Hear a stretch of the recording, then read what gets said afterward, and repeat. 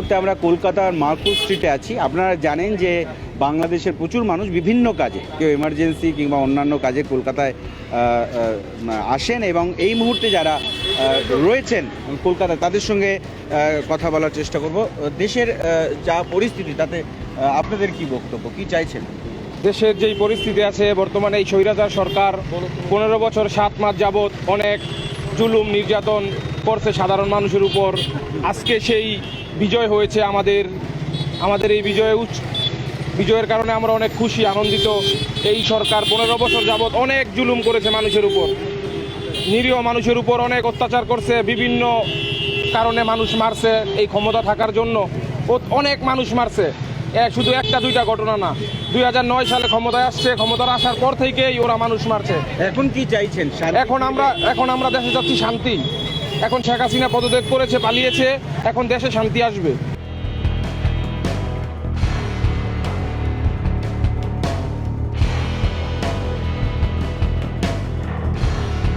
না, পরিস্থিতি একদিক দিয়ে ভালো দেখছি যে আন্দোলন শুরু হয়েছিল এটা যদি অতি সত্বর একটা সমাধান না হতো, পরিস্থিতি আরও খারাপ হতো, আরও লোকজন মারা যেত।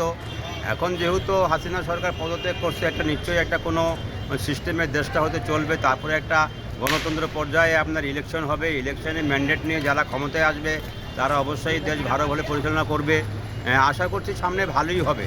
কিন্তু এই পরিস্থিতি যদি উনি পদত্যাগ না করতো তাহলে হয়তো আরও সমস্যা দীর্ঘায়িত হতো, আরও লোকজন মারা যেত। তবে আমার মনে হয় এটা ভালোই হয়েছে, খুব তাড়াতাড়ি একটা সমাধানের পথে হয়তো আসবে।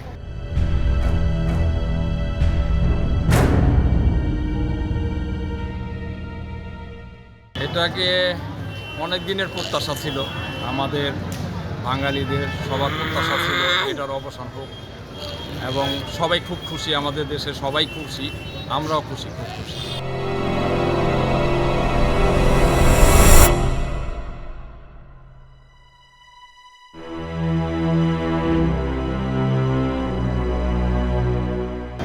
বর্তমান পরিস্থিতি দুঃখজনক।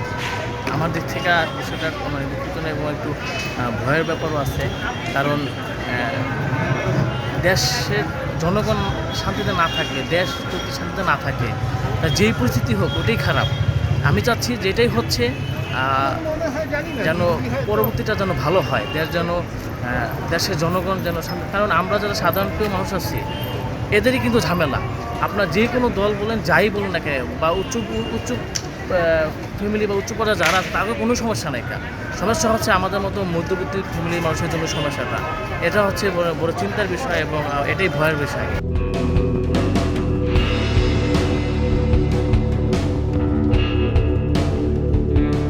আর এই ছাত্র আন্দোলনের মাঝে আমরা ছিলাম না প্রথম থেকে, শুধু খবর দেখছি।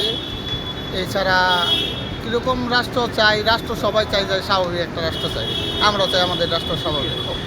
কিন্তু যেভাবে মুক্তিযোদ্ধার মূর্তি ভাঙা হচ্ছে, এই দুর্ঘটনাকে কিভাবে দেখছেন? এটা তো অবশ্যই খারাপভাবে দেখতে হবে, কারণ সে দেশ নায়ক, তার হাত ধরেই বাংলাদেশ স্বাধীন হয়েছে, তার মূর্তি ভাঙা অবশ্যই ঠিক।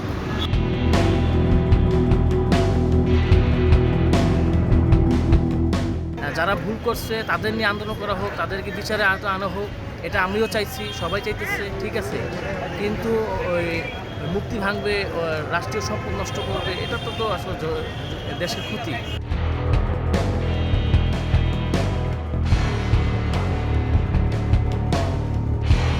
না, এটা অ্যাকচুয়ালি বাড়াবাড়ি। এটা মুক্তিযোদ্ধাদের সম্মান করতে অবশ্যই হবে, কিন্তু এর মধ্যে এখন কারা ছাত্র, কারা কি বলে ওই জামাত ইসলাম, এটা চিহ্নিত করা মুশকিল। এখন একটা দলের পিছনে হয়তো আরও কিছু লোক এর মধ্যে ইনভলভ হয়ে গেছে। এখন পরিস্থিতি হয়তো স্বাভাবিক হয়ে আসবে, এটাই আমরা কাম্য করি। আমি মনে করছি যাতে জনগণের ভালো হয়, যে জিনিসটা করলে সেই দিকে যাতে সবাই ধাবিত হয়, এবং যাতে ন্যায়ের দিকে যায়। এবং সরি দাদা,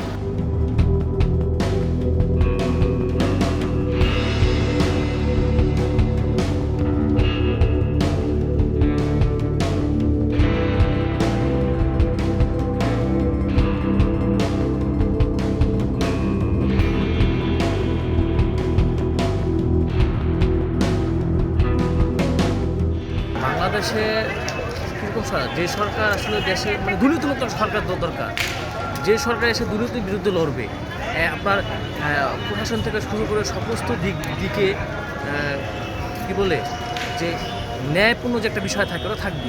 আমি যেই দলে করি না কেন ওটা বিষয় না, বিষয় হচ্ছে যে আমি অন্যায় করতেছি কিনা ওটা বিচার হতে হবে। ক্যামেরায় অশোকের সঙ্গে মুজিবের রিপোর্ট, এস নিউজ।